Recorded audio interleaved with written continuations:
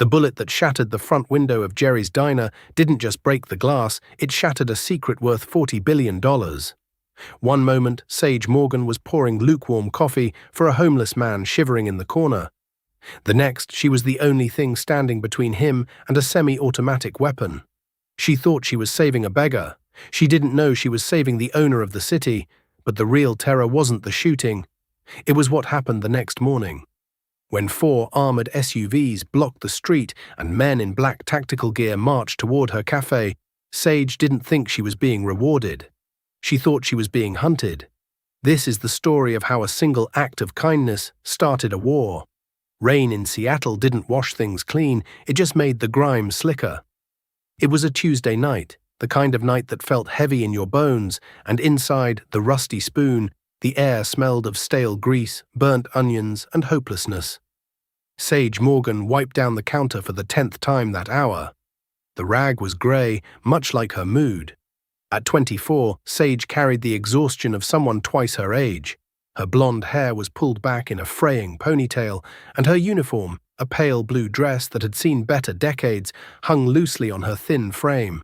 "Order up, Sage. Stop dreaming and move your feet." The shout came from the kitchen window. Jerry, the owner of the Rusty Spoon, was a man who sweated grease and bled irritability. He slammed a plate of meatloaf onto the metal pass-through. "Coming, Jerry," Sage said, her voice soft. She didn't have the energy to fight back. She picked up the plate, ignoring the ache in her lower back. Her shoes had holes in the soles, and the damp chill of the floor seeped into her socks. The diner was mostly empty. A trucker snored softly in booth 4, and a young couple argued in hushed, venomous tones in booth 2. And then there was the old man in the corner. He had come in 20 minutes ago, bringing a gust of freezing rain with him. He wore a coat that was more holes than wool, stained with mud and oil. His beard was a tangled mess of white and grey, hiding most of his face, but his eyes, piercingly blue and alert, darted around the room like a trapped bird. He hadn't ordered anything. He just sat there, shivering, rubbing his knobby hands together. Jerry had already threatened to kick him out twice. "This ain't a shelter, Pop," Jerry had growled, brandishing a spatula. "You buy or you fly." Sage had intervened. She couldn't watch him be thrown out into the storm. "I'll pay for it, Jerry. Just leave him be." Now she walked over to the corner booth with a bowl of potato soup and a side of warm bread. She placed it down gently. "It's on the house," she lied, knowing Jerry would dock it from her tips. "Eat it while it's hot." The old man looked up. Up close, he looked even more fragile. His skin was like crinkled parchment paper. He stared at the soup, then at Sage, as if he didn't understand the transaction. "Why?" he croaked. His voice sounded like gravel grinding together. "Because it's cold outside," Sage said simply, "and nobody should be hungry on a Tuesday." The old man's blue eyes locked onto hers.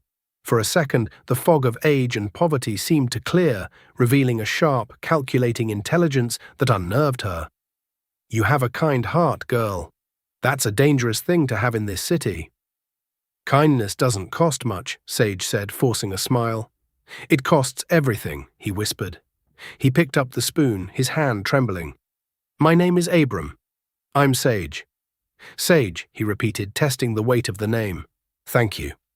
Sage nodded and turned to walk away. She needed to tally her tips. She was short on rent by $40, and her landlord, Mr. Henderson, had made it clear that later was no longer an option. She was halfway to the counter when the front door exploded inward. It wasn't just kicked open, it was slammed with enough force to crack the frame. The bell jangled violently, then fell silent as 3 men stormed in. They weren't common thugs. They wore heavy dark coats, balaclavas, and they moved with military precision. The trucker woke up with a snort. The arguing couple froze. Jerry dropped a pan in the kitchen. "Nobody move," the lead man screamed. He held a suppressed pistol, black and sleek. "Everyone on the floor, now!" Sage's heart hammered against her ribs. She dropped to her knees behind the counter, her breath catching in her throat. A robbery, she thought. Just give them the cash, Jerry. Don't be a hero. But the men didn't go to the register. "Where is he?" the second man barked, scanning the room. He held a short-barreled shotgun. "Find the old man," the leader commanded. "Check the booths." Sage froze. The old man? Abram. She peeked over the laminate counter. The men were bypassing the terrified couple. They were ignoring the cash register. They were moving in a tactical formation straight toward the back corner, toward the shivering man in the ragged coat. Abram hadn't moved. He was still holding his spoon, staring at the soup, resigned. He didn't look surprised. He looked tired. "Target acquired," the leader said, raising his pistol. "End it." Time seemed to warp. It slowed down and sped up all at once. Sage looked at Abram, defenseless, frail, about to be executed in a diner booth. She thought of her father, who had died alone in a hospital bed because they couldn't afford a private nurse. She thought of the injustice of the strong crushing the weak. Something inside her snapped. It wasn't bravery. It was a refusal to witness another death. "No," Sage screamed. She grabbed the pot of fresh coffee she had just brewed, scalding hot glass and liquid, and hurled it with all her strength. The pot spiraled through the air and smashed into the leader's shoulder. Boiling coffee splashed across his neck and face. He howled, his aim jerking wide. The suppressed shot thwip cracked into the wall, inches from Abram's head. "Run!" Sage shrieked, scrambling over the counter. She didn't have a plan. She just ran.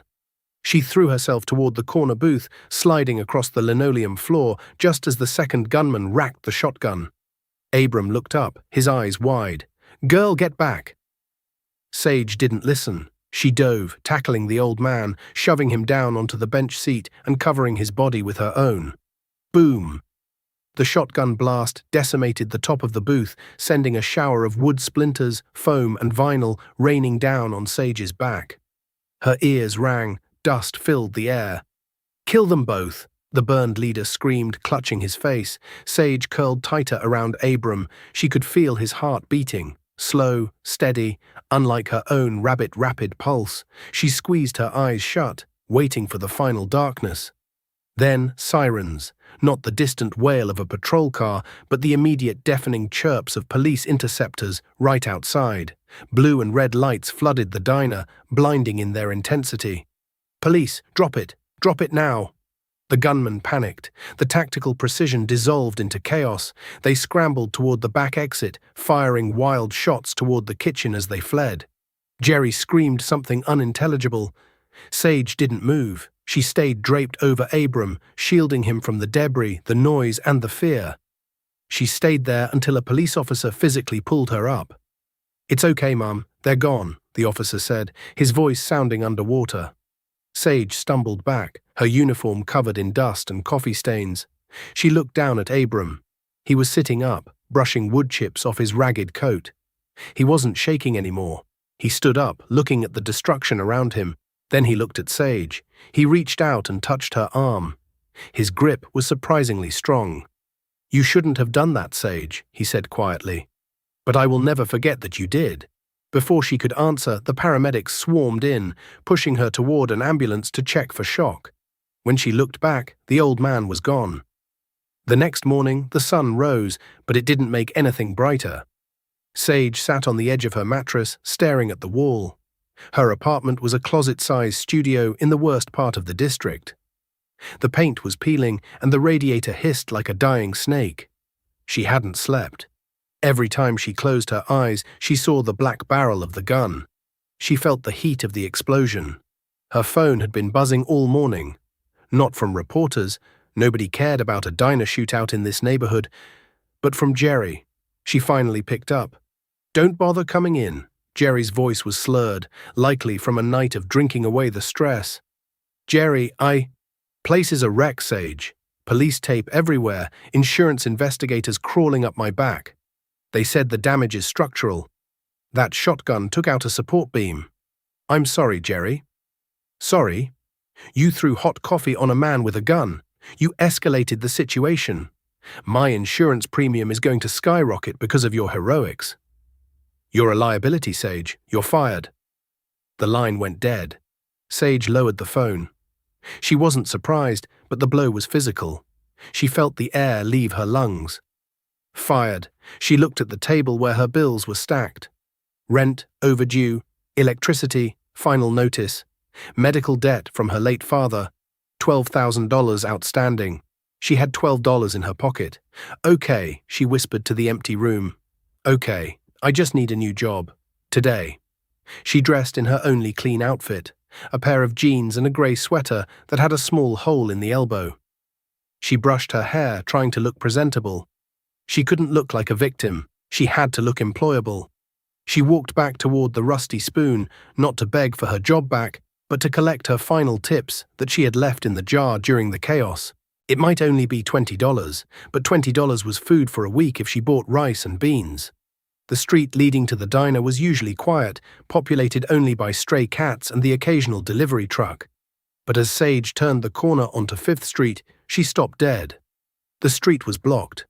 Barricades had been set up, but they weren't police barricades. 4 massive, matte black SUVs were parked in a phalanx formation in front of the shattered remains of the rusty spoon.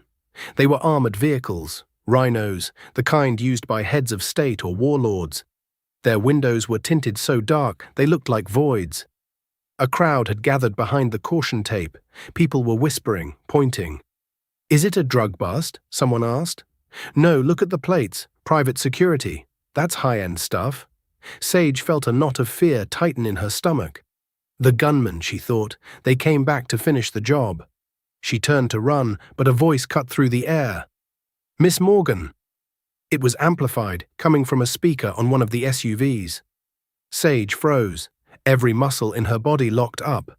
The door of the lead SUV opened. A man stepped out. He was immense, 6'5", built like a tank, wearing a bespoke black suit that strained against his muscles. He wore an earpiece and dark sunglasses, even though it was overcast. He didn't look like a thug. He looked like a weapon. He began walking toward her. The crowd parted instantly, terrified by his presence. Sage backed up, hitting a brick wall. "I don't have anything," she stammered. "I don't know who that old man was. Please." The giant stopped 3 feet from her. Up close, she saw a scar running down his cheek. He took off his sunglasses, revealing eyes that were cold and professional. "Miss Sage Morgan?" he asked. His voice was deep, a baritone rumble. Yes. "My name is Victor. I am the head of security for the Ward estate." Sage blinked. Ward? Like Ward Industries? Everyone in the state knew the name. Ward Industries owned half the skyline. They built the hospitals, the tech hubs, the shipping docks. They were American royalty. "Yes," Victor said, "I am here on behalf of Mr. Abram Ward." Sage shook her head, confused. "I don't know an Abram Ward. I just served soup to a homeless guy named Abram." Victor's expression didn't change, but a tiny twitch at the corner of his mouth suggested amusement. "Mr. Ward has eccentric habits. He likes to inspect the city from the ground level. Occasionally, without his security detail. A habit I am trying to break him of." Victor gestured to the diner. "Yesterday, you saved his life. You shielded him with your own body. Our ballistics team confirmed that if you hadn't tackled him, the shotgun blast would have been fatal." Sage felt dizzy. The homeless man, the soup, the holes in his coat. That was Abram Ward, the multi-billionaire. I just did what anyone would do." "No, Miss Morgan, most people ran. You stood." Victor reached into his jacket pocket. Sage flinched, but he only pulled out a heavy cream-colored envelope. "Mr. Ward is recovering at his estate. He is unharmed thanks to you. He requested that I bring you to him immediately." "To him? Why?" "He wishes to thank you personally." And Victor glanced at the ruin of the diner. "He understands you are currently unemployed as of this morning. He wishes to discuss a job offer." Sage looked at the envelope, then at the massive SUVs, then at her worn-out sneakers. "I can't go," she said. "I have to find a job. I have bills." "Miss Morgan," Victor said, his voice softening slightly, "if you get in that car, you will never have to worry about a bill again. But I must warn you." "Warn me?" Victor's face hardened again. He looked around the street, scanning the rooftops, his professional paranoia kicking in. The men who attacked the diner yesterday were not random robbers. They were professionals. We are currently hunting them. By saving Mr. Ward, you have inserted yourself into a very dangerous narrative. You are no longer just a witness. You are a loose end. He stepped closer, blocking her from the view of the street. It is not safe for you here. Those men will realize who you are. They will come for you to find out what you know. The safest place for you right now is behind the walls of the Ward estate. Sage looked at the SUVs. The men standing by the doors were holding automatic rifles across their chests now. This wasn't a request, it was an extraction. She realized her quiet life of poverty was over. She had traded hunger for a target on her back. "Okay," Sage whispered. Victor nodded. He touched his earpiece. "Package acquired. Moving to the nest. Go, go, go." He opened the heavy armored door for her. As Sage climbed into the leather interior, which smelled of new cars and gun oil, she looked back at the rusty spoon one last time. She didn't know it yet, but she would never pour another cup of coffee again. The convoy moved through the city like a shark through water. Traffic parted. Red lights seemed to turn green before they even arrived, likely manipulated by some unseen traffic control center. Sage sat in the back of the second SUV. The windows were bulletproof glass, 3 inches thick. The world outside looked dim and distorted. Victor sat opposite her, typing on a tablet. Is he really a billionaire?" Sage asked, breaking the silence. He looked so hungry. Victor didn't look up. "Mr. Ward believes that to understand the economy, one must understand the people who suffer under it. He calls them his field trips. Usually he stays in the park. Yesterday the rain drove him inside." Victor paused and looked at her. "He talks about you. He says you gave him bread when you thought he couldn't pay. It was just bread. To him it was data. It proved that humanity isn't entirely bankrupt." The car slowed as they left the city limits and began climbing the winding roads of the highlands, where the mansions hid behind iron gates and dense forests. They approached a gate that looked more like the entrance to a military base than a home. Cameras rotated to follow the car. Steel bollards lowered into the ground. As they drove up the long driveway, the Ward estate came into view. It was a sprawling manor of grey stone, ivy, and glass, perched on a cliff overlooking the Pacific Ocean. It was beautiful but cold. It looked like a fortress disguised as a palace. The car stopped. Victor opened the door. "Welcome to Ward Manor, Miss Morgan." Sage stepped out. The air here was cleaner, smelling of pine and sea salt. But there was tension in the air. Armed guards patrolled the perimeter with dogs. A helicopter sat on a helipad on the south lawn. "This way," Victor said. He led her through massive oak double doors into a foyer that was larger than her entire apartment building. A grand staircase swept upward. A chandelier the size of a car hung from the ceiling, but Sage didn't have time to admire the architecture. Standing in the foyer was a group of people. In the center, sitting in a wheelchair, was Abram. He was clean-shaven now. He wore a silk robe and cashmere blanket. He looked frail, but clean. The transformation was startling. Next to him stood a man who looked like a younger, sharper, and crueler version of Abram. He was in his 40s, wearing a 3-piece suit that cost more than Sage would earn in a lifetime. He was checking his watch, looking annoyed. "Abram," the younger man said, his voice dripping with condescension, "this is ridiculous. You bring a stray dog into the house because she gave you a soup. We have professional security for a reason. You don't need a mascot." "Be silent, Lucas," Abram said. His voice was stronger than it had been in the diner. "She saved me, which is more than I can say for your professional security that lost track of me for 2 hours." Abram turned his eyes to Sage. He smiled, a genuine warm smile. "Sage, you came." Sage walked forward, feeling underdressed and small. "Mr. Ward, I'm glad you're okay. Please call me Abram. And this," he gestured to the man in the suit, "is my nephew Lucas. He runs the day-to-day operations of Ward Industries. He is also currently very upset that I am not dead." "Uncle," Lucas snapped, "that is a vile accusation." "Is it?" Abram's eyes hardened. "The men in the diner knew exactly where to find me, Lucas. They bypassed the register. They came for me. How did they know I was there?" The air in the room dropped 10 degrees. Sage looked between the two men. This wasn't just a family argument. This was an accusation of treason. Lucas straightened his tie. He looked at Sage with eyes like a shark, flat, black, and dead. "This is a private family matter. Victor, pay the girl for her trouble. Give her 10,000 and send her back to the slums." "She stays," Abram commanded. He slammed his hand on the armrest of his wheelchair. "Sage is my guest. And more than that." Abram looked at Sage, his expression serious. "Sage, Victor told you that you were in danger. He's right, but he didn't tell you the whole truth. I brought you here because I have a proposition, a job." "I'm a waitress, Abram," Sage said. "I don't know how to do anything else." "I don't need a waitress," Abram said. He leaned forward. "I am dying, Sage, not from the attack, but from cancer. I have 6 months, maybe less. I need someone I can trust, someone who doesn't want my money. Someone who threw herself in front of a shotgun for a stranger." He pointed a shaking finger at Lucas. "My nephew wants my company. He wants to strip it for parts and sell it to the highest bidder.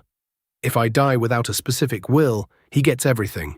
I need a personal assistant, a witness, someone to be in the room when I sign the papers that will secure the company's future and keep it out of his hands."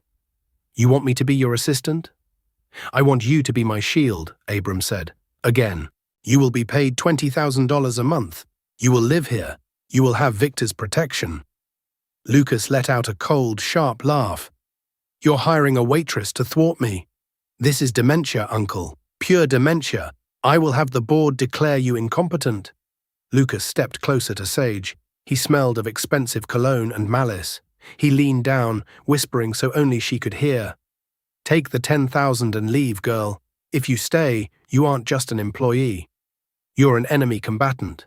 And accidents happen in this house all the time." Sage looked at Lucas. She saw the bully in his eyes. She remembered the gunman in the diner. She looked at Abram, the old man who just wanted to eat soup in peace. She thought of her debt. She thought of her father. Sage lifted her chin. She looked Lucas dead in the eye. "I'll take the job," she said. Abram clapped his hands together. "Excellent. Victor, show her to the blue suite." Lucas's face turned purple with rage. He spun around and stormed out of the foyer, his footsteps echoing like gunshots on the marble floor. As Victor led Sage up the grand staircase, he spoke quietly. "You are brave, Miss Morgan. But you have just made a very powerful enemy. Tonight, lock your door. And if you hear anything, do not open it unless you hear my voice." Sage nodded. As she reached the top of the stairs, she looked down at the front door. Through the glass, she could see the driveway. Another black car had just pulled up. But this one wasn't security. It was a hearse. "Why is that there?" Sage asked, pointing. Victor didn't look. "It's a reminder, Miss Morgan. In the Ward family, they prepare for funerals before the body is even cold." The first night at the Ward estate was not peaceful. It was a lesson in silence. Sage Morgan lay in a bed that was larger than her entire kitchen back at the apartment. The sheets were Egyptian cotton, cool and smooth against her skin, a stark contrast to the scratchy polyester she was used to. The room, the blue suite, was a masterpiece of interior design. Walls upholstered in silk, a fireplace made of white marble, and French doors that opened onto a balcony overlooking the churning Pacific Ocean. But Sage couldn't sleep. Every creak of the old house sounded like a footstep. Every gust of wind rattling the window pane sounded like a gloved hand testing a latch. She got up and walked to the balcony doors.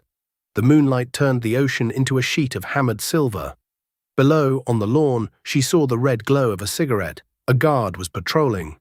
The sight should have been comforting, but it only reminded her that she was in a fortress under siege. "You're a target now," Victor had said. She thought about her father. Thomas Morgan had been a good man, a mechanic who worked 60 hours a week until his heart gave out. He had died worrying about money. He had died because he didn't have the insurance to cover a bypass surgery in time. And here she was, surrounded by wealth so vast it was nauseating, yet death still stalked the hallways. The next morning, the house woke up early. Or rather, the staff did. Sage dressed in the clothes Victor had provided, a simple black suit that made her look professional, if a bit severe. She went downstairs to find the breakfast room. It was a sun-drenched conservatory filled with orchids. Abram Ward sat at the head of the long table, reading a physical newspaper, the Wall Street Journal. He looked better today, though his hand still trembled slightly as he held his coffee cup. "Good morning, Sage," Abram said without looking up. Did the ocean keep you awake? The quiet did, Sage admitted. She took a seat at the far end of the table, unsure of the protocol. Come closer. Abram gestured to the chair to his right. You are my assistant, not a servant. You sit at my right hand. Sage moved. A maid appeared instantly, pouring coffee and placing a plate of fruit and pastries before her. Today we work, Abram said, folding the paper. Lucas is meeting with the board of directors at noon. He intends to propose a vote of no confidence in my leadership based on my health. He claims I am mentally compromised. Are you? Sage asked, bold. Abram smiled. My body is failing, Sage. My lungs are filled with fluid and my heart is tired. But my mind is a steel trap, and I intend to snap it shut on Lucas's fingers. He slid a thick folder across the table. This is the Ward Trust. It outlines the future of the company. It directs 80% of our profits into philanthropic ventures, hospitals, schools, clean water initiatives. It effectively disinherits Lucas from the controlling share. He gets a stipend, enough to live like a king, but he loses the power to destroy the company. Why do you need me? Sage asked, touching the leather folder. Because for this to be legal, it requires a witness who is not a beneficiary and not a lawyer. An impartial observer who can testify that I was of sound mind when I signed it. That is you. Tonight, at the gala. Gala. Sage choked on her coffee. The Ward Foundation Annual Gala. 500 of the city's elite. Senators, judges, tech moguls. I will sign the trust on stage, live in front of everyone. Lucas won't be able to hide it, destroy it, or challenge it without exposing his own greed. It was a brilliant plan. Public, irreversible, and dramatic. But until tonight, Abram said, his voice dropping to a whisper, I need to stay alive. And I don't trust the food. Sage looked at her pastry. Not that, Abram chuckled darkly. The kitchen staff have been with me for 30 years. I trust them. I don't trust the medicine. He reached into his pocket and pulled out a pill organizer. My nurse, a woman named Greta, was hired by Lucas 3 months ago. She prepares my daily cocktail. Digoxin for the heart, warfarin for the blood, morphine for the pain. He pushed the box to Sage. I need you to check them. You worked in a diner. You know details. You notice things other people miss. Sage opened the box. She didn't know much about pharmacology, but she knew colors and shapes. She pulled out her phone and started Googling the pill markings. Round white pill, imprint 105, digoxin. Oval blue pill, imprint V, warfarin. Then she stopped. In the slot for evening, there was a small pale yellow capsule. What is this one supposed to be? Sage asked. That should be my potassium supplement, Abram said. K-dur. Sage typed in the description. The search results came back. Yellow capsule, imprint T20. Her blood ran cold. Abram, she said, her voice shaking, this isn't potassium. This is temazepam. A sedative, a strong one. Abram's face didn't change, but his eyes went hard. If I take that with the morphine, your respiratory system would shut down, Sage finished. You'd go to sleep and stop breathing. It would look like a natural death. Heart failure in his sleep. Silence stretched across the table, heavy and suffocating.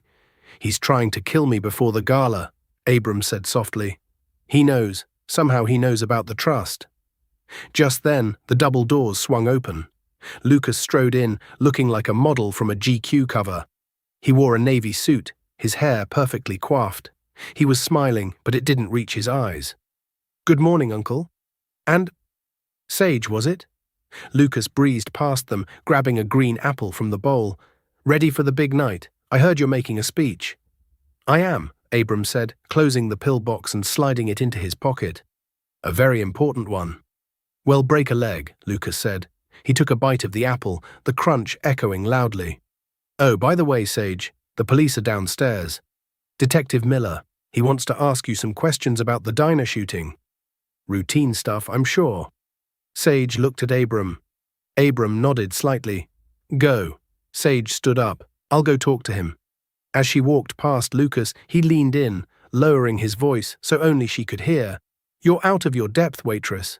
You think you're playing a game. You're just a pawn. And pawns get sacrificed first. Sage didn't stop. She kept walking, her heart hammering against her ribs. She wasn't a pawn, she was a shield. And she had just caught the first arrow. The interview with Detective Miller was short and strange. He asked generic questions about the gunman's height and weight, but he seemed more interested in her. He asked about her debts. He asked about her father's medical bills. He asked if she had any agreements with Abram Ward prior to the shooting. He thinks I staged it, Sage realized with horror as she walked back from the library. He thinks I hired the gunman so I could save Abram and get a payout. Lucas had been busy. He was poisoning the narrative just as he tried to poison his uncle.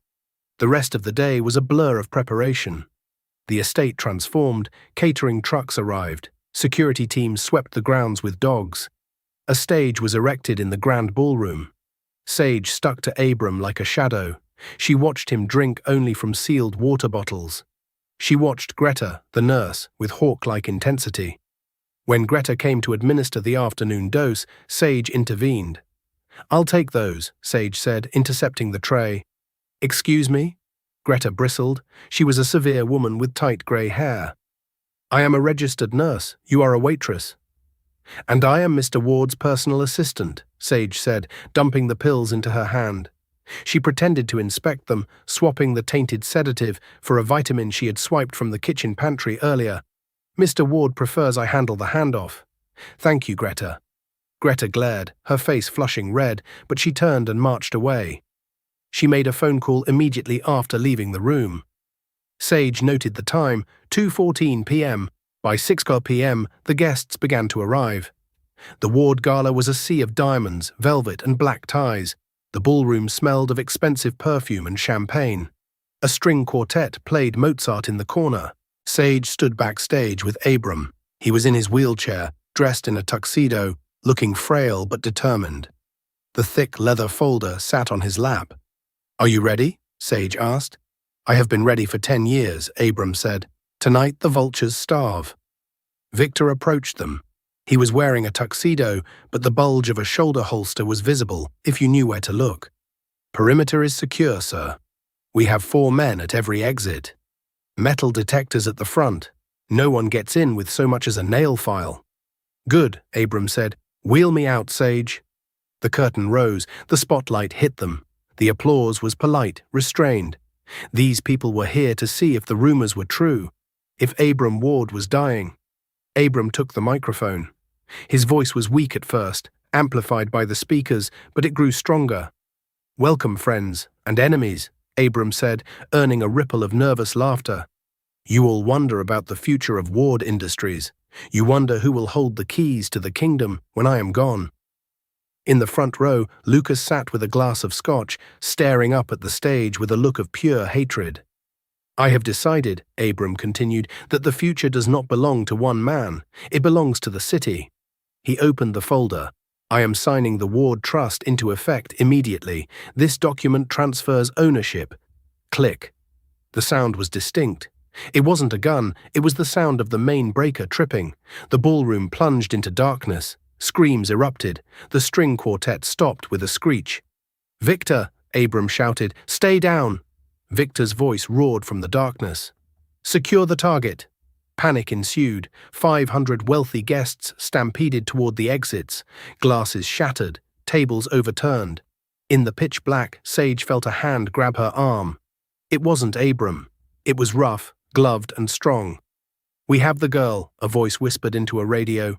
Sage screamed and kicked out, her heel connected with a shin. The man grunted. "Let me go." "Shut her up." A cloth was pressed over her face. It smelled of chemicals, chloroform. No, something sharper. Ether. Sage held her breath. She flailed, her hand striking the wheelchair. "Abram!" she screamed. "Sage!" Abram's voice was terrified. "Get off her!" Then a beam of light cut through the dark. Tactical flashlights. But they weren't pointing at the attackers. They were blinding the guests. Pop, pop, pop. Suppressed gunshots. Sage felt the grip on her arm loosen as the man holding her jerked violently and fell.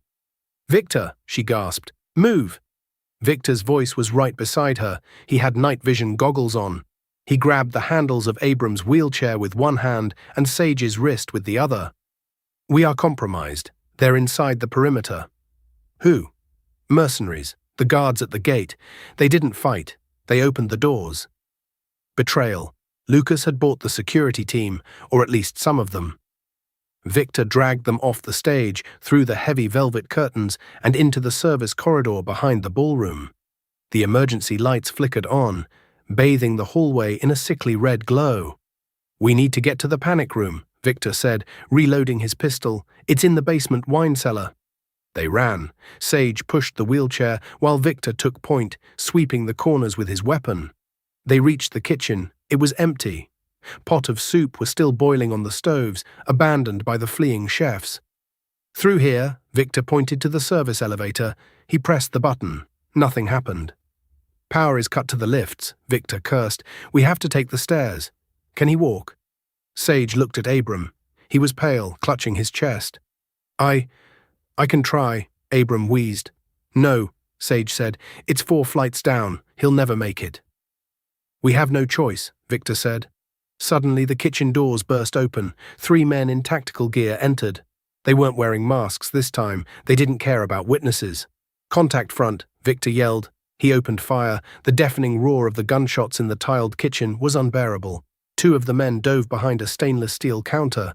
The third took a round to the chest and dropped. Bullets sparked against the metal prep tables near Sage's head. She threw herself to the floor, pulling the wheelchair down with her. Abram tumbled out, hitting the tiles hard. "Victor, behind you!" Sage screamed. A 4th gunman had appeared from the pantry. Victor spun, but he was a fraction of a second too slow. A gunshot rang out. Victor jerked, his leg buckling as a bullet shattered his thigh. He went down, returning fire, killing the gunman, but the damage was done. The head of security was down. "Victor!" Sage crawled toward him. "Don't!" Victor grunted, clutching his bleeding leg. He slid his gun across the floor to her. "Take it. Take him. Go to the dumbwaiter." "I can't leave you." "I'm done, Sage. They'll be on us in 10 seconds. The dumbwaiter goes to the cellar. Go." Sage looked at the gun. It was heavy, cold, and terrifying. She had never fired a gun in her life. She was a waitress who served coffee and pie. But she looked at Abram, groaning on the floor. She looked at Victor, bleeding out to save them. She grabbed the gun. "Come on, Abram," she grunted, hauling the old man up. She dragged him to the dumbwaiter, a small cargo lift used for moving food. It was tiny, barely big enough for a person.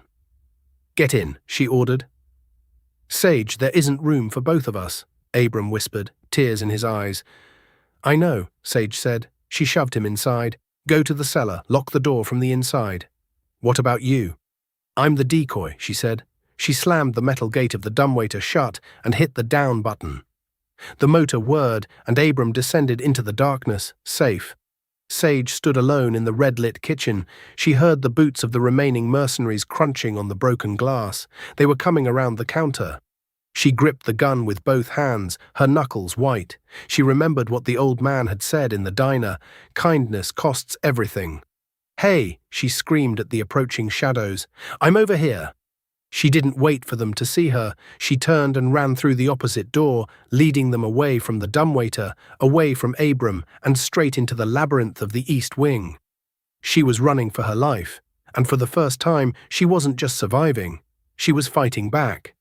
The East Wing of the Ward estate was a museum of forgotten wealth, a cavernous stretch of hallways lined with the judging eyes of oil-painted ancestors. But for Sage Morgan, it was a killbox. She sprinted down the corridor, her breath tearing at her throat like broken glass. The heavy, rhythmic thud of tactical boots echoed behind her, growing louder with every second. These weren't common thugs. They were hunters, and she was the prey. Sage kicked off her high heels, ignoring the sting of the cold hardwood on her feet. Silence was her only armor now. In her right hand, Victor's heavy black semi-automatic pistol felt like a block of ice. It was a dead weight. She had never fired a gun in her life, didn't know if the chamber was loaded or even how to aim. She just gripped it until her knuckles turned white, fueled by a terrifying cocktail of adrenaline and desperation. She went left. Past the portrait gallery, a voice barked from the darkness behind her. It was cold, professional, and entirely devoid of mercy. Sage ducked into the first heavy oak door she found, the Grand Library. She slammed it shut and threw the deadbolt, leaning her back against the wood, her heart hammering against her ribs like a trapped bird. Think, Sage, think. She scanned the room. It was a massive two-story rotunda, smelling of cedar and old paper, with floor-to-ceiling bookshelves accessed by a wrought-iron spiral staircase. She remembered the floor plans Abram had forced her to study. If you are to be my shield, you must know the battlefield. The library had a secondary exit, a servant's passage hidden behind the philosophy section on the second floor. A heavy thud rattled the library door against her back. Locked, a muffled voice said. Blow the hinges, came the command. The boss wants the document. If she has the trust, take her out. Sage's hand flew to her blazer pocket. The thick folded leather document was still there. Lucas didn't just want her dead because she was a witness. He wanted her dead because she was carrying $40 billion worth of his inheritance in her pocket. Boom! The door exploded inward. Wood splinters and brass shrapnel showered the room. Smoke poured in, sliced apart by the blinding white beams of tactical flashlights. Spread out, check the aisles. Sage didn't wait. She scrambled on her hands and knees, keeping the massive reading tables between her and the sweeping lights. She reached the spiral staircase and began to climb, terrified that the metal would groan under her weight. Below, boots crunched over shattered wood. Clear left, moving to the upper deck. Sage reached the balcony, pressing herself flat against the railing. She crept toward the section marked Philosophy, her fingers frantically tracing the spines of the books. Nietzsche, Kant, Plato. There, a leather-bound volume that felt hollow. She pulled it. With a soft mechanical whisper, the bookshelf swung inward, revealing a narrow, pitch-black maw of a passageway. Up there, a voice shouted. A flashlight beam hit the ceiling inches from her face. Sage threw herself into the darkness just as a suppressed gunshot thwip-cracked through the air, burying a bullet into the wooden frame where her head had been a second before. She slammed the bookshelf shut, plunging herself into total darkness. The passage was narrow, smelling of dust and dead spiders. Sage felt her way along the cold stone walls, moving as fast as she dared. The sound of the men shouting and pounding on the hidden door faded as she descended into the bones of the house. After an eternity of darkness, her hand brushed a metal handle. She pushed, and the door groaned open. She tumbled out into the conservatory. The storm outside had broken, and the moon shone brightly through the glass ceiling, illuminating the ruined orchids and overturned tables where she had eaten breakfast with Abram only that morning. Sage gasped for air, staggering toward the glass doors that led to the courtyard. If she could just get to the trees, she could hide. I wouldn't take another step, Miss Morgan. The voice was smooth, cultured, and dripping with venom. Sage froze. Stepping out from the shadows of a massive fern was Lucas Ward. He wasn't wearing tactical gear. He was still in his bespoke navy tuxedo, looking immaculate, save for the silver long-barreled revolver he held casually in his right hand. You have been an absolute nightmare for my scheduling today, Lucas sighed. He stepped into the moonlight, his eyes flat and dead. First the diner, then the medicine. And now you're scurrying through the walls like a rat with my money. Sage slowly raised Victor's gun, pointing it at Lucas with both hands. She was shaking so violently, the barrel danced in the air. Put it down, Lucas, she said, her voice cracking. The police are coming. Victor triggered the signal. Lucas laughed, a cold, hollow sound. Victor is bleeding out in the kitchen. The local precinct captain is on my payroll. No one is coming, Sage. It's just you, me, and the end of the line. He took a slow step forward, raising the revolver. Hand over the trust. Do it nicely, and I promise your death will be quick. I might even pay off your late father's medical debts. Consider it a severance package. The mention of her father ignited something deep within Sage. The fear that had paralyzed her evaporated, replaced by a white-hot fury. She thought of her father working himself to death, while men like Lucas played games with lives.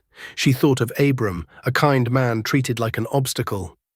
You think money makes you a god, Sage spat, her grip on the gun tightening. You think you can buy life and death. You're pathetic. Lucas's smile vanished, his face twisted into a mask of pure rage. You arrogant little peasant, I am Ward Industries. You are nothing but collateral damage. He tightened his finger on the trigger. Sage didn't think. She didn't aim. She just reacted. She squeezed the trigger of Victor's gun. Nothing happened. The trigger wouldn't move. The safety was still on. Lucas sneered, his eyes gleaming with triumph. Checkmate. Before Lucas could fire, the world exploded. The glass wall of the conservatory shattered inward, not from bullets, but from the sheer force of a massive armored vehicle smashing through the exterior. A matte black security SUV, a Rhino, plowed into the room, crushing tables, plants, and marble statues under its massive tires. Lucas screamed, diving to the side as the 2-ton beast skidded to a halt mere feet from where he stood, showering him in glass and dirt. The doors of the SUV flew open. 4 men clad in heavy tactical armor poured out. But these weren't Lucas's mercenaries. They wore the silver crest of the true Ward security elite. "Weapon down! Drop it now!" the lead commander roared, leveling an assault rifle at Lucas's head. Lucas, trembling on the floor, looked at the laser sights dancing across his chest. The silver revolver slipped from his grasp, clattering uselessly onto the tiles. Sage collapsed to her knees, dropping Victor's jammed gun. The adrenaline left her body all at once, leaving her hollow. From the driver's seat of the crushed SUV, a figure emerged. He was limping heavily, a makeshift tourniquet tied tight around his blood-soaked thigh. It was Victor. He leaned against the hood of the truck, his face pale, but his eyes burning with fierce satisfaction. He looked at Lucas, then down at Sage. "I told you, Miss Morgan," Victor rasped, a grim smile touching his lips. "You are my package to protect, and I do not drop packages." The dawn brought a symphony of sirens that washed the terror away. State troopers and federal agents swarmed the Ward estate, bypassing the corrupted local precinct entirely. The storm had passed, leaving the world cold and clean. Sage sat on the back bumper of an ambulance, numb to the medic cleaning the cut on her forehead. Across the courtyard, the mighty Lucas Ward was dragged out in handcuffs. His bespoke suit was ruined, covered in the dirt of his defeat.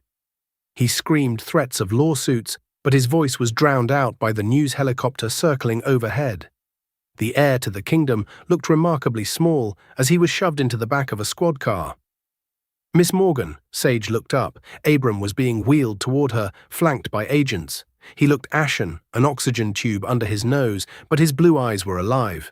"Abram," Sage breathed, rushing to his side. She grabbed his frail hand. "You made it. We did it."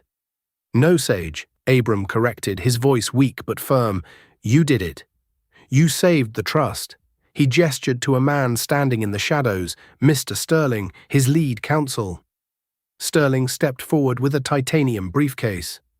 "Mr. Ward instructed me to execute the trust immediately, right here on the driveway. No legal loopholes." Abram produced a gold fountain pen, his hand trembling as he held it over the leather document. "I need a witness, Sage," Abram whispered. "Sign it with me." Sage took the pen. Her hand was steady. She signed her name right beneath Abram's sprawling signature. Sterling stamped the document. $40 billion in assets transferred to a philanthropic board, effectively stripping Lucas of everything but a minor allowance. "It is done," Sterling announced, snapping the briefcase shut. "The board will be notified at 0800 hours. Abram leaned back, a look of profound peace washing over him. "Take me to the hospital, boys. I think I'd like to sleep for a week." As they began to move him, Abram held up a hand. He looked back at Sage one last time. "Victor will recover," Abram said. "When he gets out, he works for you now, if you want him." Sage frowned. "Works for me?" "Abram, I'm just your assistant." "Not anymore." Abram smiled gently. "Did you read the fine print before you signed, Sage?" Sage shook her head. "You aren't just a witness," Abram said, his voice carrying the weight of a final victory. "I named you the acting chairperson of the Ward Foundation. You control the 80%. You decide which hospitals get built, whose debts get forgiven." Sage felt the earth tilt. "Abram, I can't. I pour coffee. I know nothing about money." "Exactly," Abram said, his eyes shining.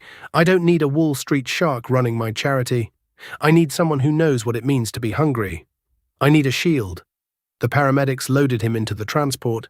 As the doors closed, Sage stood frozen in the courtyard, the morning light hitting her face, realizing her life had just changed forever. 6 months later, the bell above the door chimed. The building stood on the same corner where the rusty spoon once rotted, but the grime and despair were gone. In its place stood the Morgan Community Center and Cafe, pristine, warm, and smelling of fresh bread. Sage Morgan stood behind the counter. She looked healthy, rested, and strong. The cafe was full, children eating free breakfast before school, and single mothers visiting the legal aid clinic in the back. The door opened again. A homeless man walked in, shivering against the autumn chill. He looked around nervously, ready to be kicked out. I don't have any money, miss, he stammered. It's cold outside, Sage said, stepping out from behind the counter with a genuine smile. And nobody should be hungry on a Tuesday. It's on the house. She led him to a warm booth. As she turned back to the kitchen, she glanced at the front door. Standing there, leaning heavily on a sleek carbon fiber cane, was Victor. He wore a sharp suit and an expression of permanent, watchful calm. He caught Sage's eye and gave a single respectful nod. Sage nodded back. She wasn't just surviving the city anymore, she was saving it. And God help the man who ever tried to stop her, and that is the incredible story of Sage Morgan, a woman who proved that the smallest act of compassion can shatter an empire of greed. She started her week with $12 in her pocket and ended it holding the keys to a $40 billion dynasty. It's a powerful reminder that you never truly know who you are serving, and that true power isn't measured by your bank account, but by the courage in your heart. Kindness really does cost everything, but the return on investment can change the world. If this story of courage, betrayal, and justice kept you on the edge of your seat, please hit that like button to help the channel grow. Share this video with someone who needs a reminder that good still triumphs over evil, and don't forget to subscribe and ring the bell so you never miss our next dramatic true-life saga.